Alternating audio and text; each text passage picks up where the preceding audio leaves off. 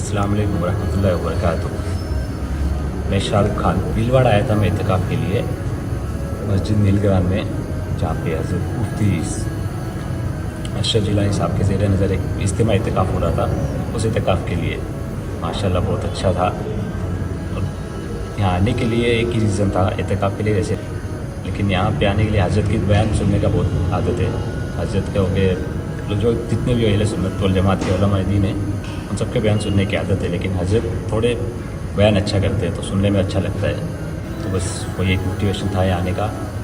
बाकी माशाल्लाह यहाँ पे ज़ेर नज़र ये इत्तेकाफ़ की शान व शौकत पहली बार देखी है मैंने। इतना अच्छा सहरी इफ्तार जो भी दीनियात कोर्स वगैरह सब माशाल्लाह बहुत अच्छा लगा। जो बचपन में पढ़ा था भूल गए थे, यहाँ के वापस याद भी हुआ अल्हम्दुलिल्लाह। तो पूरा याद भी हो गया है, तो शायद इंशाल्लाह नहीं भूलेंगे।